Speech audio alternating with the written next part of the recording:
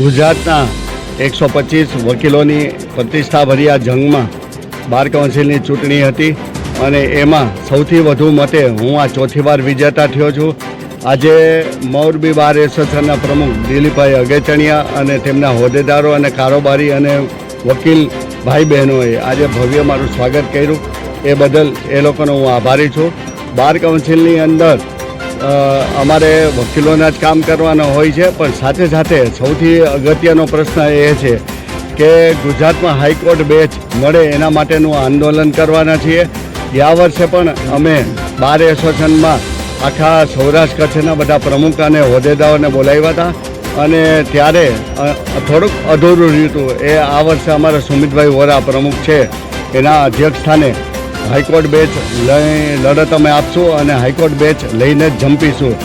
આપણા વડાપ્રધાન અને પૂર્વ મુખ્યમંત્રી આપણા નરેન્દ્રભાઈ મોદી એ પણ રાજકોટથી લડ્યા હતા અને મને લાગે છે રાજકોટ પ્રત્યે એમને ખુદ પ્રેમ છે અને એના આધારે પણ અમે કહી શકીએ કે રાજકોટને એક હાઈકોર્ટ બેચ મળશે. હાઈકોર્ટ બેચ મળવાથી આખા સૌરાષ્ટ્ર અને કચ્છને ખૂબ ફાયદો થશે અને વધારામાં તો અહીંથી અમદાવાદ જવું હોય પોરબંદરથી ભુજથી કે દૂર દૂરના તો 8-10 કલાક થતા હોય અને હાઈકોર્ટની અંદર અહીંયા બેચ મળે તો સૌરાષ્ટ્રને પ્રાધાન્ય મળશે. અને ગુજરાતની અંદર અમે ત્યાં આંકડા પણ મોકલ્યા છે, એમાં લગભગ 60% કેસો સૌરાષ્ટ્ર કચ્છના છે અને મને લાગે છે કે હાઈકોર્ટ બેચ આપણને મળશે જ.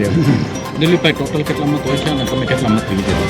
સાહેબ, અમારે ટોટલ 1,25,000 વોટર છે. એમાંથી સૌથી વધુ મત એટલે અમારે માનો કે 1929 મત રાખ્યા હોય છે. એ જેને મળી જાય એને વિજેતા માનવામાં આવે છે. તો આ ત્રીજી વખત હું વિજેતા બન્યો છું સૌથી વધુ મતથી અને આમ ચોથી વખત વિજેતા બન્યો છું.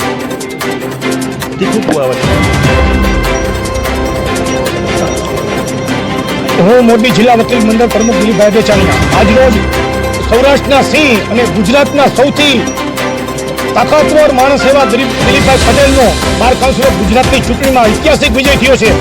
મોરબી જિલ્લા એ વકીલ મંડળ અને તમામ વકીલો એમનો દિલથી સ્વાગત કરેલ છે અને ભવ્ય આજરોજ રથયાત્રાનું આયોજન કરવામાં આવેલ છે અને દિલીપભાઈનું સ્વાગત કરવામાં આવેલ છે.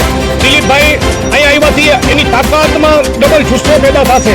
આપણે વકીલોના જે મહત્વના પ્રશ્નો છે, વકીલ ઉપર હુમલા થવા, હાઈકોર્ટ બેન્ચ આપવી, એમાં દિલીપભાઈને હવે કામ કરવા સિવાય બીજો એની પાસે કોઈ ઓપ્શન્સ નથી અને દિલીપભાઈને અમે વર્ષોથી જાણી છીએ. દિલીપભાઈની તાકાત બાર કાઉન્સિલ ઓફ ઇન્ડિયામાં બનાવી છે અને બાર કાઉન્સિલ ઓફ ગુજરાતમાં એ ચેરમેન બને એવી મોરબી વકીલ મંડળ વતી અમે શુભેચ્છા પાઠવી છીએ અને દિલીપભાઈ અમારા જુનિયર વકીલો સિનિયર વકીલનું કામ કરતા રહીએ એવી શુભેચ્છા.